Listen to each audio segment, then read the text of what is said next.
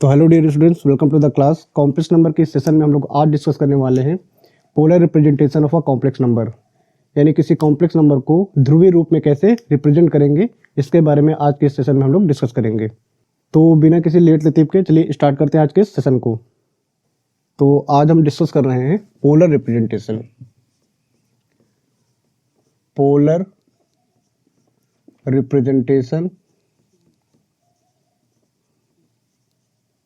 Of a complex number.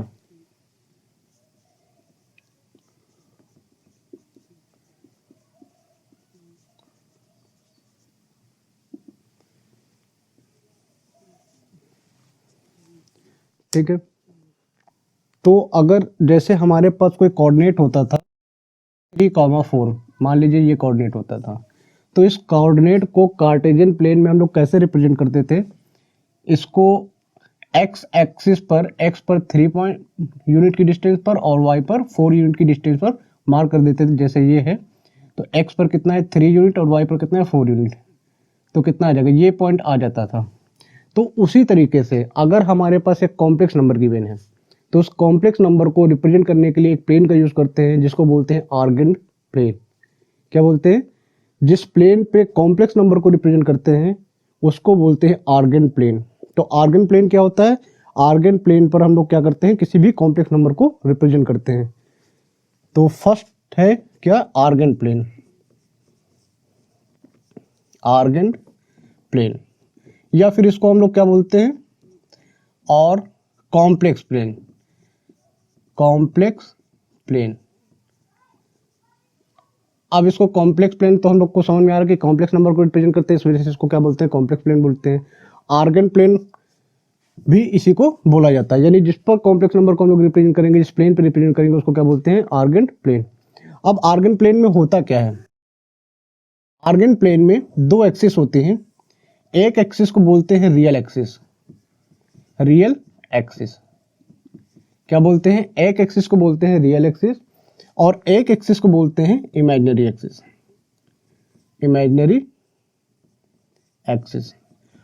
अब इसमें से जो रियल एक्सिस होती है, जैसे हमारा कार्टेशियन प्लेन होता तो वहां पर क्या होते थे, ये एक्स एक्सिस होती थी, ये वाई एक्सिस होती है, यानी जो रियल एक्सिस होती है वो एक्स एक्सिस को ही क्या बोल दिया जाता है, रियल एक्सिस बोला जाता है। कार्टेशियन प्लेन में अगर एक्स एक्सिस को हम क्या करते हैं, रियल एक्सिस बोलते हैं, और वाई एक्सिस को क्या बोलते हैं, इमेजिनरी एक्सिस बोलते हैं। किसमें? कॉम्प्लेक्स प्लेन में या आर्गन प्लेन में। अब यहाँ पर होता क्या है, जैसे हमारे पास एक कॉम्प्लेक्स नंबर है a प्लस आई बी। अगर हमारे पास एक कॉम्प्लेक्स नंबर है a प्लस आई बी और इस a प्लस आई बी को हमें इस प्लेन पे रिप्रेजेंट करना होगा, तो हम लोग क्या करते हैं, ये क्या होता है कॉम्प्लेक्स नंबर का रियल पार्ट और ये क्या होता है इसका इमेजिनरी पार्ट। तो यहाँ पर हम लोग क्या करते हैं, इस कॉम्प्लेक्स नंबर को अगर पॉइंट की फॉर्म में लिखना चाहें तो कैसे लिख सकते हैं, a कॉमा बी। ये कॉम्प्लेक्स नंबर को पॉइंट की फॉर्म में लिख दिया, कोऑर्डिनेट की फॉर्म में। तो अब यहाँ पर ये जो पार्ट था क्या, ये रियल पार्ट है, यानी इसको हम लोग क्या करेंगे, रियल एक्सिस पे दिखाएंगे। और ये पॉइंट क्या है, ये जो पार्ट है क्या है, इमेजिनरी पार्ट है। तो यहाँ पर इसको हम क्या दिखाएंगे, इसमें से जो बी की वैल्यू होगी उसको इमेजिनरी एक्सिस पर दिखा देंगे। तो यहाँ पर अब मान लीजिए ये पॉइंट आ गया है, तो ये क्या हो जाएगा, z equal to A B, या हम इसको क्या बोल देते हैं, ए बी पॉइंट। ये इसका हो गया पोलर रिप्रेजेंटेशन। सॉरी, ये क्या हो गया, इसका रिप्रेजेंटेशन। किसी कॉम्प्लेक्स नंबर का क्या हो गया, सिंपल सा रिप्रेजेंटेशन हो गया। अभी ये जो रिप्रेजेंटेशन है एक सिंपल रिप्रेजेंटेशन है, यहाँ पर अभी हम पोलर फॉर्म की बात नहीं कर रहे हैं। सिंपल सा है, एक कॉम्प्लेक्स नंबर a और आई बी के फॉर्म में है, उसको हमने क्या कर दिया, यहाँ पर रिप्रेजेंट कर दिया। तो नॉर्मल फॉर्म में जैसे हमारे पास एक क्वेश्चन होता कि z is equal to 2 plus 3i, मान लीजिए ये होता, तो इसको क्या कर दे, एक्स एक्सिस पे या रियल एक्सिस पर हम लोग 2 पॉइंट ले लेते और इमेजिनरी एक्सिस पर 3 पॉइंट। तो यहाँ पर ये पॉइंट इस तरीके से हम लोग क्या कर देते, रिप्रेजेंट कर देते हैं। अब मान लीजिए कि ये कॉम्प्लेक्स नंबर 0 प्लस 4i है, तो ये 0 प्लस 4i, तो यहाँ पर मान लीजिए तो एक्स एक्सिस पे कितना है, एक्स एक्सिस का मतलब रियल एक्सिस पर 0 है, तो ये पॉइंट यहाँ पर आ जाएगा। और इमेजिनरी एक्सिस पर कितना है, 4, तो इमेजिनरी एक्सिस पर कितना हो गया, 4। इसी तरीके से अगर हमारा कॉम्प्लेक्स नंबर हो तो z is equal to -2 plus i, ये हो जाता। जैसे हमारे पास ये कॉम्प्लेक्स नंबर होता है तो -2 + i को कैसे रिप्रेजेंट करते हैं, एक्स एक्सिस पे यानी रियल एक्सिस पर -2 और इमेजिनरी एक्सिस पर 1, तो ये पॉइंट क्या आ जाता है, ये हो जाता है। ठीक है, तो ये पॉइंट कितना होता है, -2, 1। इस तरीके से किसी भी कॉम्प्लेक्स नंबर को एक प्लेन में रिप्रेजेंट कर देते हैं। जैसे हमारा कोई पॉइंट दिया होता है तो कार्टेशियन प्लेन में रिप्रेजेंट करते थे, उसी तरीके से अगर कोई कॉम्प्लेक्स नंबर दिया है तो उसको इस तरीके से हम लोग आर्गन प्लेन पर रिप्रेजेंट कर सकते हैं। क्या बोलते हैं, आर्गन प्लेन, या फिर बोलते हैं कॉम्प्लेक्स प्लेन। ठीक है, इतनी बात समझ में आई। तो ये तो बात हमारी होगी आर्गन प्लेन की, किसी आर्गन प्लेन पर किसी कॉम्प्लेक्स नंबर को कैसे रिप्रेजेंट करते हैं, इसके बारे में हम लोग यहाँ पर डिस्कस कर चुके हैं। अब हम बात करते हैं पोलर फॉर्म की। तो पोलर फॉर्म का मतलब क्या है, पोलर का मतलब ये है कि कोई भी जो वैल्यू दे रखी है उसको थीटा के फॉर्म में या एंगल के फॉर्म में रिप्रेजेंट करना होता है। जैसे हमारे पास एक कॉम्प्लेक्स नंबर a + ib दिया है, तो अब इसी a + ib को हमको a + ib में ना लिख करके एंगल के फॉर्म में लिखना होगा। ठीक है, तो चलिए अब पोलर फॉर्म को डिस्कस करते हैं। Polar form of a complex number.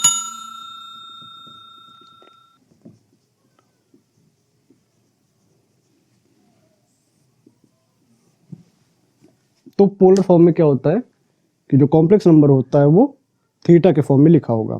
ठीक है, तो जैसे लेट कर लेते हैं कि लेट z = हमारे पास एक कॉम्प्लेक्स नंबर है a + ib।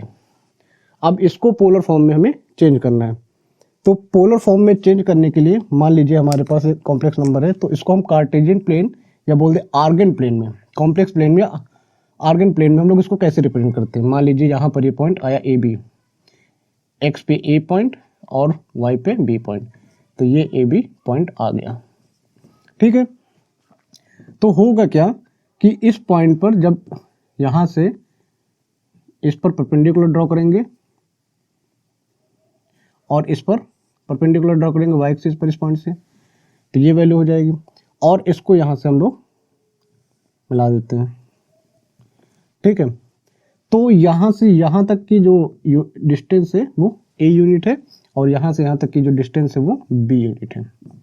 ठीक है, ये o हो गया, ये a हो गया, b हो गया और ये c पॉइंट हो गया। ठीक, तो अगर हम o b की बात करें, जैसे ये कॉम्प्लेक्स नंबर है तो यहाँ पर क्या होगा, मॉड z कितना हो जाएगा इसके अकॉर्डिंग जो मॉड z होगा वो कितना हो जाएगा, a² + b² रूट में, ये पहले पढ़ा चुके हैं modulus of a complex number. ठीक है, अब मॉड z कितना हो जाएगा, a + ib हो जाएगा। और यहाँ से हम एक कंडीशन और बता सकते हैं कि जो इमेजिनरी z है वो कितना है, b, और रियल z है वो कितना है, a। यही तो इसका मतलब हुआ। तो यहाँ से ये जो OB है, OB को बोलते हैं यहाँ पर R। तो R की अगर हम वैल्यू निकालें तो R कितना हो जाएगा, R = हो जाएगा a² + b²। और ये है किसके इक्वल, दैट मीन्स हम क्या बोल सकते हैं कि R = मॉड z होगा। R = कितना हो जाएगा, मॉड z। एक कंडीशन हो गई। ठीक, ये हो गया R + z। अब कॉम्प्लेक्स नंबर को हम लोग को किस फॉर्म में चेंज करना था, पोलर फॉर्म में। ठीक, तो जो कॉम्प्लेक्स नंबर को अगर पोलर फॉर्म में चेंज करना होगा तो उसके लिए हमें थीटा की जरूरत पड़ेगी। तो पहले तो हम ये जान लेते हैं कॉम्प्लेक्स नंबर की पोलर फॉर्म होती क्या है। तो कॉम्प्लेक्स नंबर की जो पोलर फॉर्म होती है वो होती है z = r cos theta + i r sin theta. ये है पोलर फॉर्म, जहां पर r तो हमने डिफाइन कर दिया यहाँ पर, और थीटा के बारे में हमें बताना है। तो थीटा क्या होगा, उसका आर्गुमेंट होगा। आर्गुमेंट क्या होता है, थीटा = होता है argument of z, argument of z। अब इसकी वैल्यू को निकालने के लिए यहाँ पर मान लीजिए थीटा कितना दिया होता है, अगर ये यहाँ तो भी फर्स्ट क्वाड्रेंट में दिख रहा है, तो इसके अकॉर्डिंग जो थीटा है या आर्गुमेंट ऑफ z होता है, आर्गुमेंट ऑफ z = कितना होता है, आर्गुमेंट ऑफ z = होता है tan inverse mod imaginary z upon real z। ये वैल्यू होती है आर्गुमेंट ऑफ z की। ठीक, ये जो वैल्यू होगी किसकी होगी, आर्गुमेंट ऑफ z की। अब यहाँ पर डिफरेंट केसेस बनते हैं तो सबसे पहली फॉर्म क्या है यहाँ पर हमारे पास, क्या है, complex number a plus i b है।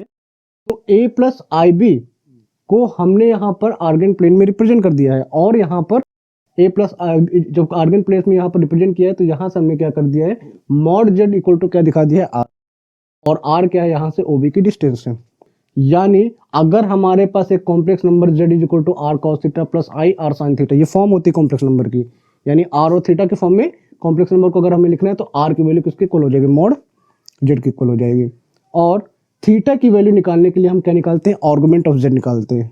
ठीक है, आर्गुमेंट ऑफ z। अब बात ये होती है कि किन किन कंडीशन, देखिए जैसे यहाँ पर हमारे पास कई सारी कंडीशन मिलती है। अब यहाँ पर हमने इस प्लेन पे दिखा दी कि इस कोऑर्डिनेट में हो गया, अगर पॉइंट इस कोऑर्डिनेट में आ जाता तो उसका आर्गुमेंट कैसे निकालते हैं, अगर पॉइंट इस कोऑर्डिनेट में होता फोर्थ कोऑर्डिनेट में तो उसका आर्गुमेंट कैसे निकालते हैं, या थर्ड कोऑर्डिनेट में होता तो उसका आर्गुमेंट कैसे निकालते हैं, या फिर एक्सिस पर ये पॉइंट लाई करते हैं। जो भी कॉम्प्लेक्स नंबर होता है वो प्योरली रियल भी हो सकता है या फिर प्योरली इमेजिनरी भी हो सकता है। तो उस कंडीशन में आर्गुमेंट कैसे निकालते हैं, तो उसके लिए हम लोग को क्या करना पड़ेगा, पहला केस हम लोग बना लेते हैं, केस 1। तो केस 1 में हम लोग क्या करते हैं, केस 1 बता देते हैं कि अगर हमारा, जैसे इसी डायग्राम में देख लेते हैं, अगर हमारा जो कॉम्प्लेक्स नंबर है वो एक्सिस पर है, कौन सी एक्सिस पर है, रियल एक्सिस पर। सबसे पहली कंडीशन बताते हैं। तो अब यहाँ पर हम पहले एक आर्गन प्लेन बना लेते हैं, ये हो गया। ठीक, यहाँ से कुछ कंडीशंस को लिखते हैं। जैसे फर्स्ट केस में हम लोग लिख देते हैं, केस 1 में क्या कर सकते हैं, केस 1 में हम लोग कर सकते हैं कि अगर कॉम्प्लेक्स नंबर एक रियल एक्सिस पर हो, कहां पर हो, रियल एक्सिस पर हो, पॉजिटिव रियल एक्सिस पर, पॉजिटिव रियल एक्सिस पर, तो उसका मतलब क्या है, जो कॉम्प्लेक्स नंबर कुछ इस फॉर्म में होगा, z is equal to a plus 0 i, मान लीजिए ये हो गया, या हम सिंपल सा ये बोल देते हैं, तो वो यहां पर कहीं पर होगा, और अगर पॉइंट कहीं यहां पर है तो मतलब ये लाइन ऐसे हो जाएगी। जैसे हम इसको रिप्रेजेंट ही कर देते हैं, अगर z इज इक्वल टू कितना, a plus 0 i and a is greater than 0।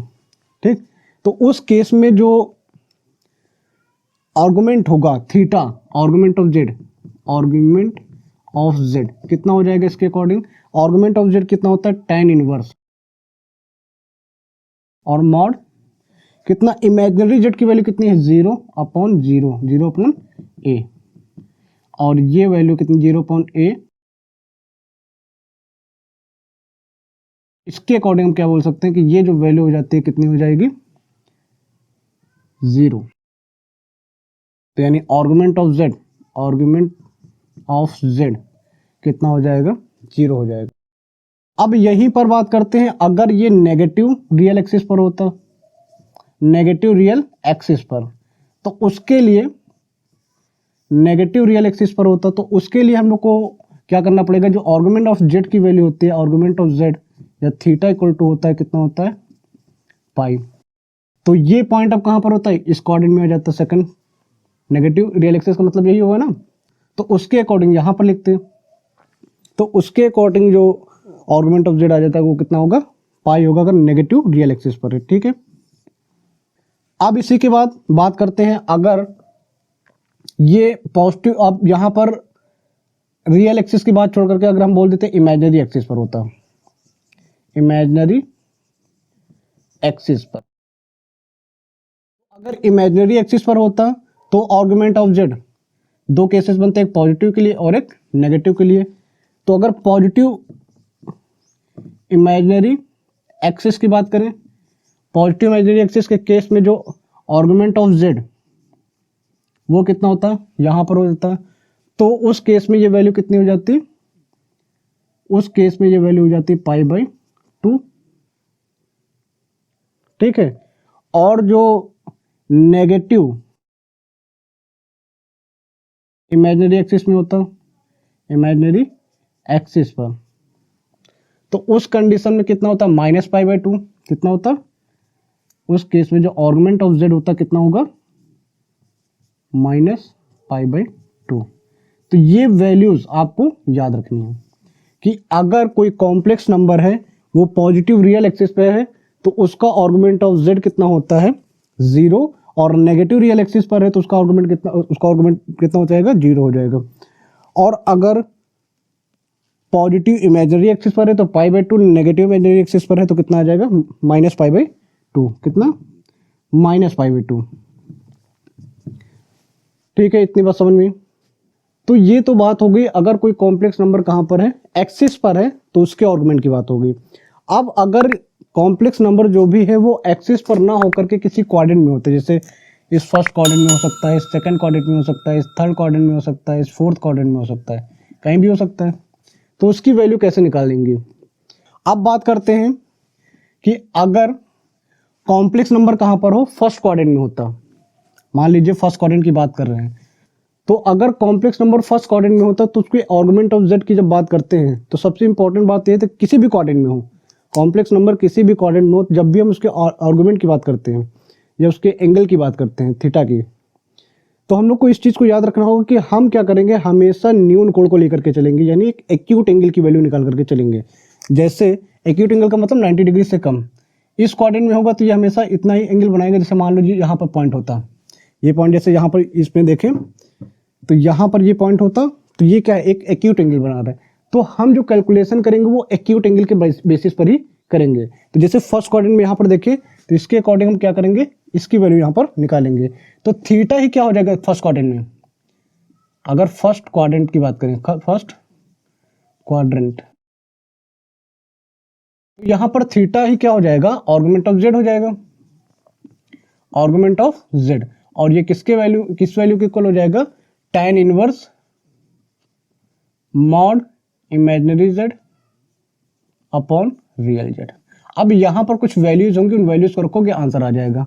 ठीक, तो इस तरीके से हम फर्स्ट क्वाड्रेंट में क्या निकाल सकते हैं, आर्गुमेंट की वैल्यू निकाल सकते हैं।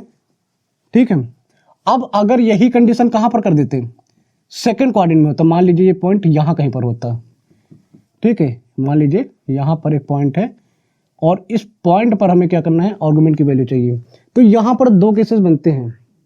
एक केस बनता है, देखो जो एंगल तो हम कैलकुलेट करने वाले हैं वो पॉजिटिव एंगल ही कैलकुलेट करते हैं ना, एंगल जो कैलकुलेट करते हैं वो तो पॉजिटिव एंगल यहां से यहां तक आएगा। अब इस एंगल को निकालने के लिए हमने क्या कर दिया, इसको अल्फा बोल दिया। ठीक है, सेकंड क्वाड्रेंट की बात करें तो यहां से क्या कर दिया, अल्फा। तो अगर ये एंगल निकालना है तो हमें क्या करना पड़ेगा, यहां से यहां तक के एंगल में से ये एंगल माइनस कर देंगे तो ये एंगल आ जाएगा।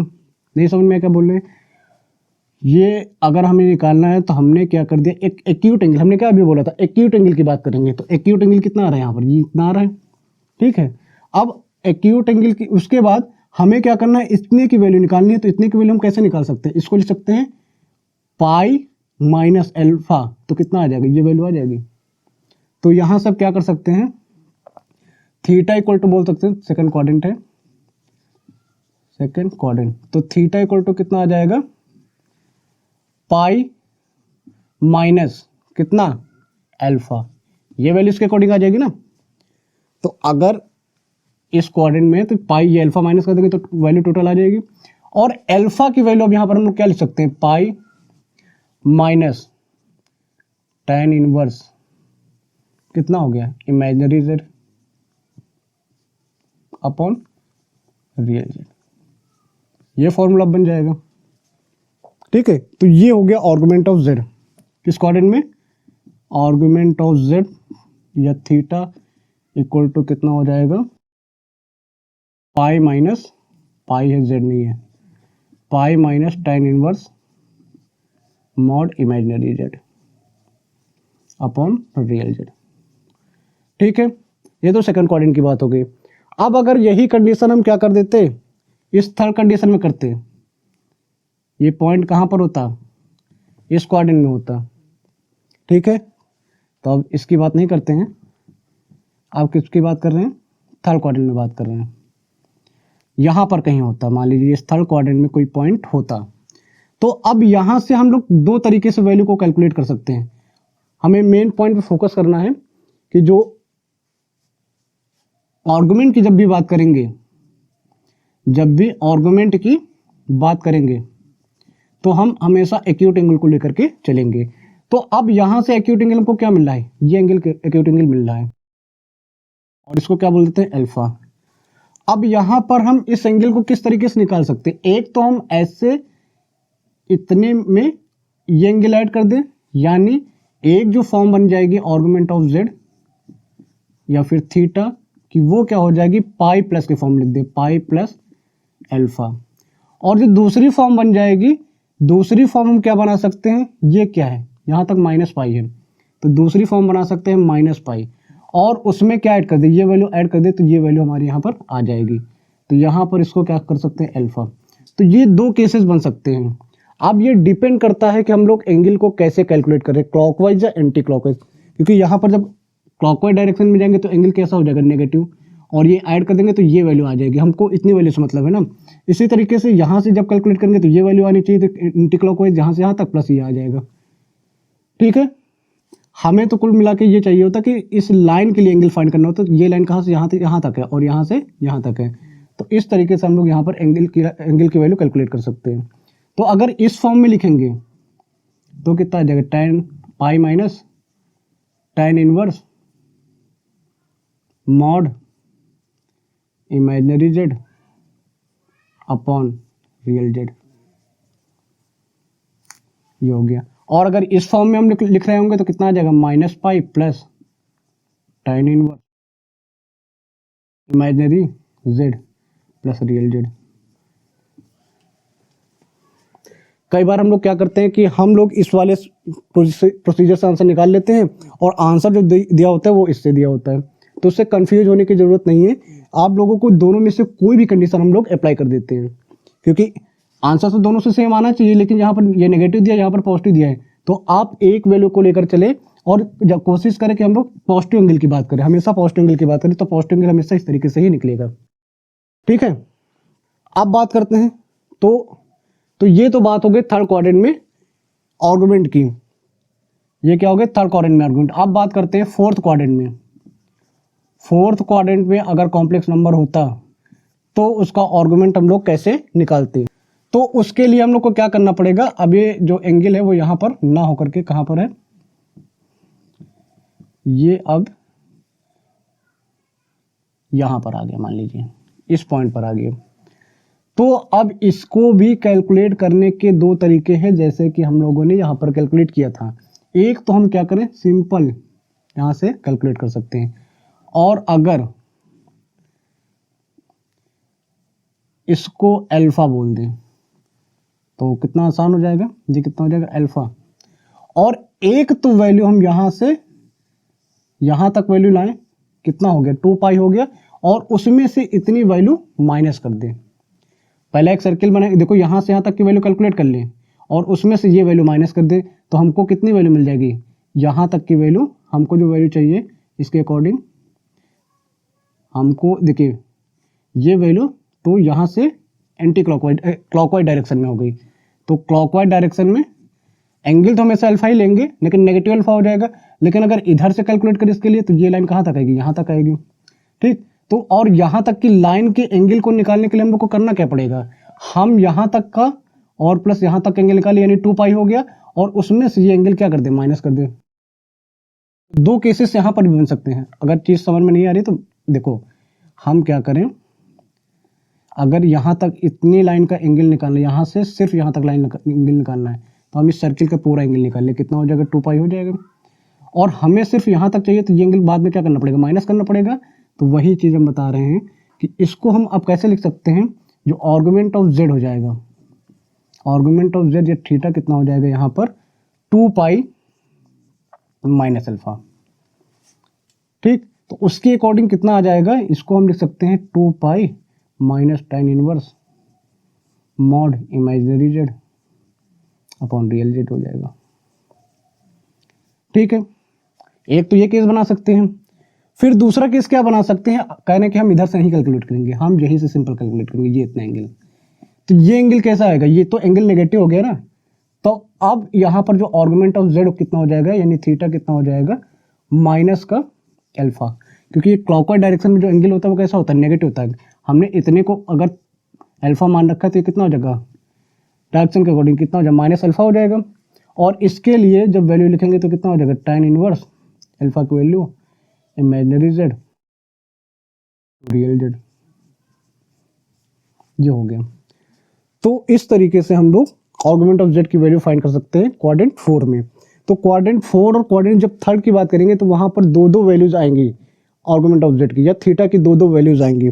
तो हम लोग को कोशिश ये करना है कि हम लोग एंगल को पॉजिटिव में लेकर के सॉल्व करें, ठीक है, यानी पॉजिटिव एंगल को लेकर के सॉल्व करें, तो उससे हमारा आंसर आ जाएगा। कई बार ऐसा होता है कि जो बुकों में आंसर होगा हमने पॉजिटिव से कैलकुलेट किया, बुक में आंसर नेगेटिव से दिया है, तो उससे कंफ्यूज होने की जरूरत नहीं है, कोई भी मेथड हम लोग अप्लाई कर सकते हैं, ठीक है।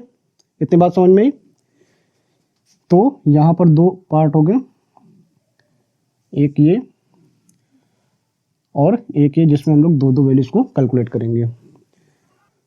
तो इस तरीके से हम लोग आर्गुमेंट ऑफ जेड फाइंड कर सकते हैं। अगर किसी कॉम्प्लेक्स नंबर को पोलर फॉर्म में लिखना है तो उसके लिए दो जरूरी बात होती है, एक होती है आर की वैल्यू को निकालना, और आर इक्वल टू कितना हमने दिखा दिया, मॉड जेड होता है।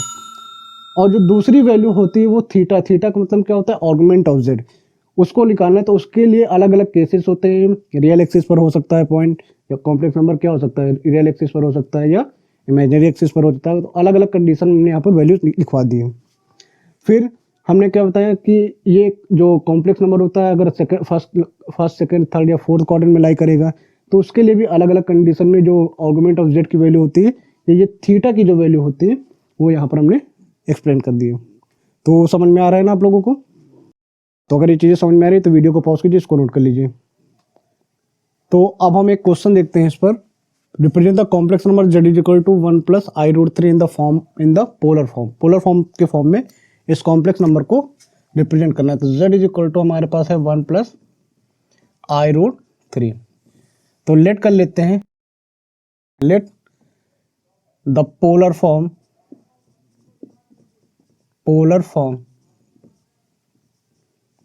Of 1 plus i root 3। तो इसके पोलर फॉर्म को क्या बोल सकते हैं, z is equal to r cos theta plus i sine theta. R common निकाल कर इस तरीके से लिख सकते हैं। तो ये जो फॉर्म हो गई, ये क्या हो गई, पोलर फॉर्म हो गई, इक्वेशन 1।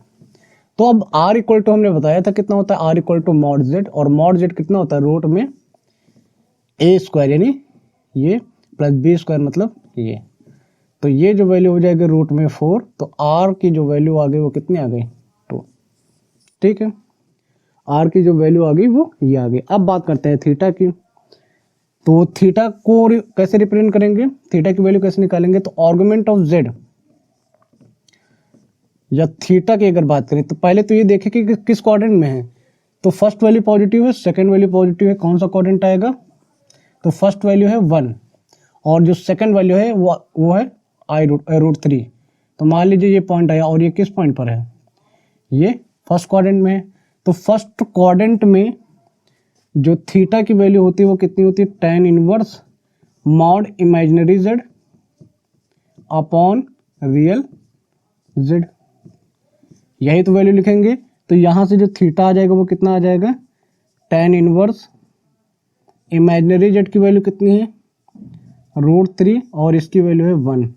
अब tan में tan इनवर्स हो गया, तो tan में किसकी वैल्यू रूट 3 होती है। तो हम लिख सकते हैं tan पाई बाई 3 यानी 60 की वैल्यू कितनी होती है, रूट 3 होती है। तो यहाँ से जो थीटा आ जाएगा वो कितना आ जाएगा, पाई बाई 3 आ गया। बस हमें दो वैल्यू निकालनी थी, एक आर की वैल्यू और दूसरी थीटा की वैल्यू। दोनों ही वैल्यू हमको पता चल गई हैं। तो अब हम बोल सकते हैं कि इसका जो पोलर फॉर्म हो जाएगा वो कितना हो जाएगा, पोलर फॉर्म कितना हो जाएगा, आर की वैल्यू कितनी आई है 2 और कॉस थीटा, थीटा की वैल्यू कितनी है pi by 3 plus i sine theta की जगह पर कितना, पाई बाई 3। अब अगर इसी को एक सिंप्लीफाई कर दे तो वापस ही हमें नॉर्मल फॉर्म में एक क्वेश्चन मिल जाएगा, ठीक है। तो ये हमारा पोलर फॉर्म हो गया किसका, इस कॉम्प्लेक्स नंबर की पोलर फॉर्म ये हो जाएगी। तो अगर ये क्वेश्चन समझ में आए तो वीडियो को पॉज कीजिए और ये नोट कर लीजिए। तो अब हमारे पास यहाँ पर नेक्स्ट क्वेश्चन है, convert the complex number z is equal to -16 upon 1 plus i root 3 into polar form. तो इसको क्या करना है, पोलर फॉर्म में चेंज करना है। तो z को पोलर फॉर्म में चेंज करने के लिए पहले तो उसको नॉर्मल फॉर्म में चेंज कर लेते हैं, a प्लस आई बी के फॉर्म में। अभी ये perfect a plus i b के फॉर्म में है क्या? नहीं। तो इसको क्या करेंगे, सिंप्लीफाई करते हैं। तो कॉन्जुगेट से क्या करते थे, मल्टीप्लाई करते थे नॉर्मल फॉर्म में चेंज करने के लिए। तो इसको कॉन्जुगेट से मल्टीप्लाई कर देंगे।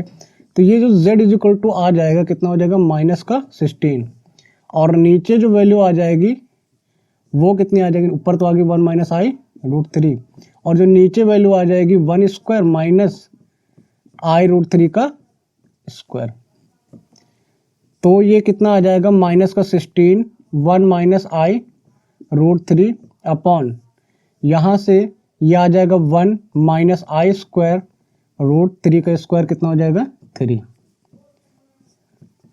तो ये z इज इक्वल टू कितना आ गया, माइनस का 16, 1 माइनस आई रूट 3 अपॉन, यहाँ पर ये वैल्यू कितनी आ जाएगी, आई स्क्वायर की वैल्यू नेगेटिव, तो नेगेटिव और माइनस कितना हो जाएगा, प्लस, तो ये कितना आ जाएगा 4, तो 4 1 जा 4 4 जा, तो z इज इक्वल टू कितना आ गया, माइनस का 4 और अंदर मल्टीप्लाई कर दे प्लस आई रूट 3।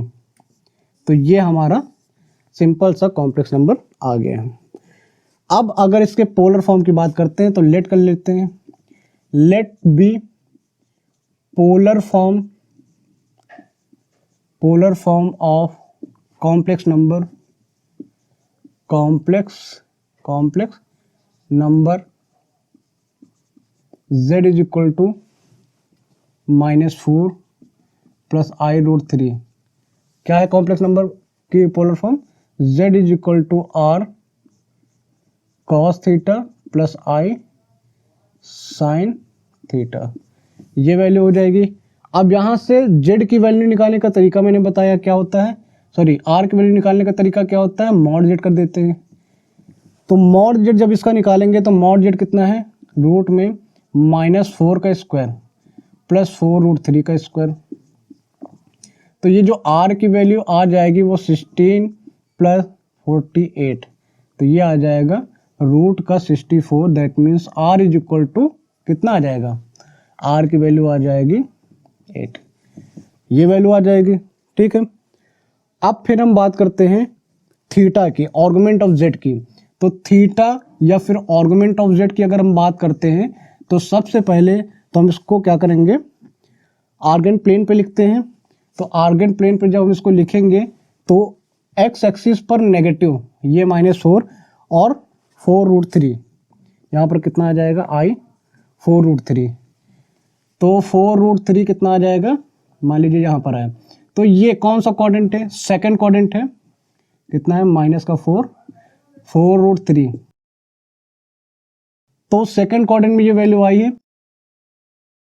तो इसके अगर आर्गुमेंट ऑफ z की बात करें तो कितना हो जाएगा, pi minus tan inverse mod imaginary z to real z, ये वैल्यू हो जाएगी। अब पाई, तो यहाँ पर पाई आ गया minus tan inverse, imaginary z की वैल्यू लिख देते हैं, कितनी है इमेजिनरी z की वैल्यू, 4 रूट 3 अपॉन 4 माइनस का, तो कितना आ जाएगा ये, तो ये जो वैल्यू आ जाएगी कितनी आ जाएगी, पाई माइनस tan इनवर्स, कितनी वैल्यू हो गई, रूट 3 मॉड से जब बाहर निकलेगा तो पॉजिटिव हो जाएगा ना, तो ये वैल्यू हो गई। तो अब इसको क्या लिख सकते हैं, tan में किसकी वैल्यू रूट 3 होती है, तो पाई बाई 3 की वैल्यू रूट 3 होती है। अब सिंप्लीफाई कर लेते हैं तो ये वैल्यू कितनी आ जाएगी,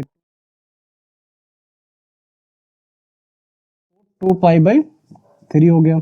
तो आर्गुमेंट ऑफ z या फिर थीटा की वैल्यू कितनी आ जाएगी, 2 पाई बाई 3, ये वैल्यू आ गई। सो क्या लिख सकते हैं, so z is equal to complex number, r की वैल्यू कितना था 8,